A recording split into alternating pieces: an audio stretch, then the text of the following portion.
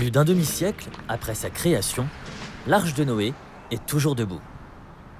Bienvenue au Criadero, le sanctuaire des crocodiles cubains construit au beau milieu des marécages. Ils sont 4500 pensionnaires à vivre dans cet univers sous embargo.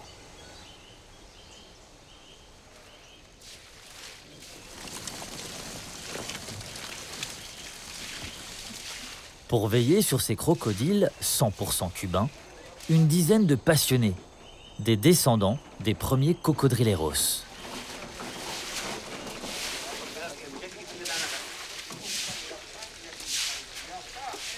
À la tête de cette réserve unique au monde, nous retrouvons Etiam.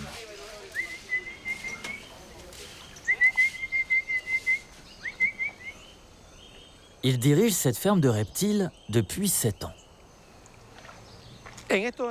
Dans cette partie du sanctuaire, nous avons deux catégories, les nouveau-nés et ceux en pleine croissance.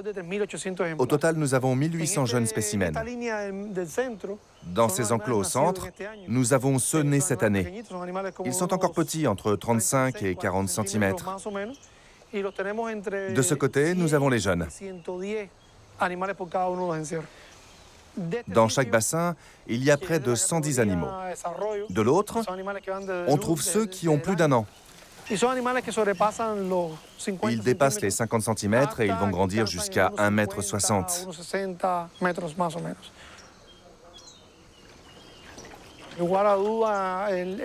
L'existence de ce sanctuaire contribue fortement à la préservation du crocodile cubain et aussi à sa survie. Tous les animaux que nous avons ici, c'est comme une garantie si jamais l'espèce disparaissait dans la nature.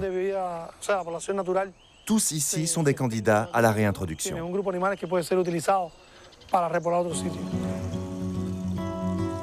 Rentrer au sanctuaire, c'est comme voyager dans Cuba.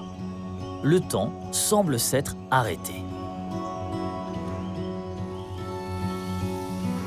Ici, on vit au rythme d'un animal au sang-froid. On dirait vraiment des statues. Beaucoup de gens veulent les voir en action. Ça les énerve parce que les crocodiles ne bougent pas. En fait, ce sont des animaux bien tranquilles.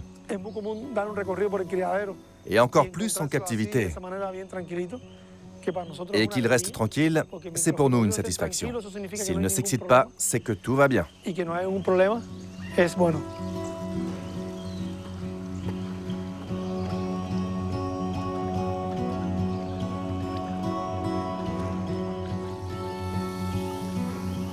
Etiam a fait rentrer le loup dans la bergerie.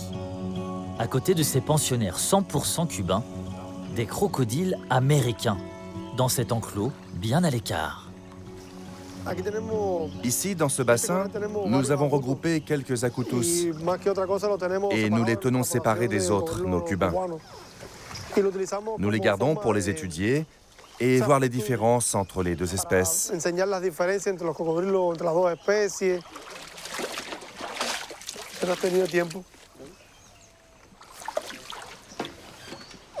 Ce jeune crocodile américain va servir de cobaye pour qu'Etiam initie Eduardo, le dernier biologiste arrivé au sanctuaire. En l'absence d'études génétiques pour chaque nouveau-né, il faut reconnaître à l'œil nu les deux espèces pour éviter l'intrusion de tout Américain ou d'un hybride. Celui qui a la tête mouillée, là, sous le toit. Essaie de l'attraper.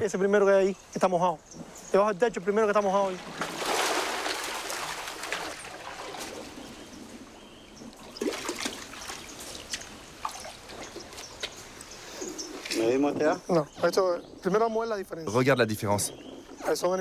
Ces deux crocodiles sont à peu près de la même taille. Ils doivent avoir dans les 2 ans. La première différence qu'on peut voir, c'est la couleur. L'américain est plus sombre, plus grisâtre. L'autre indice qui peut aider à différencier un Américain d'un Cubain, c'est la forme de la tête. Si tu regardes la forme là, entre les yeux et les nasales, tu vois se dessiner un losange, alors que chez l'Américain, entre les orbites et les nasales, il n'y a pas cette forme. C'est la différence principale entre les deux. Alors, c'est qui le plus mignon? Le cubain. Le cubain, c'est toujours le plus beau.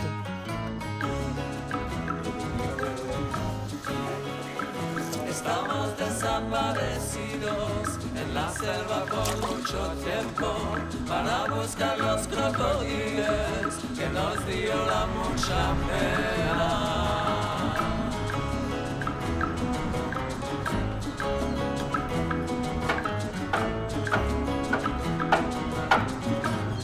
C'est le jour du festin. Une fois par semaine, les employés du sanctuaire découpent minutieusement plus de 100 tonnes de viande pour nourrir les crocodiles. Sur une île où tout manque, un tel approvisionnement hebdomadaire tient de l'exploit. Parmi les anges gardiens du parc, Ephrén, la mémoire vivante du sanctuaire.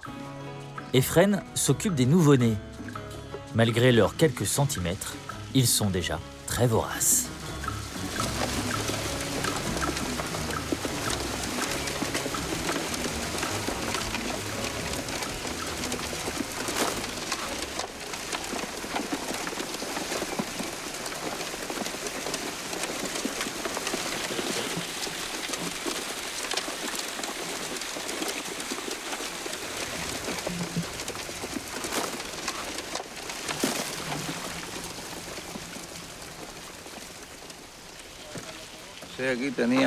Quand j'ai commencé ici, j'avais 22 ans. J'en ai aujourd'hui 74. C'est toute ma vie, m'occuper des crocodiles. Je suis quasi sûr d'être le doyen ici. Mais bon, j'adore les crocodiles. Les protéger. C'est une belle espèce, la cubaine.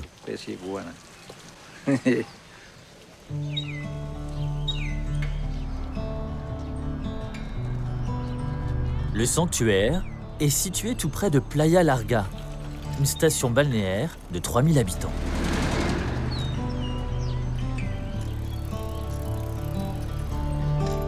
C'est ici que vit un grand nombre de cocodrileros. Des familles entières, comme celle d'Ephrén.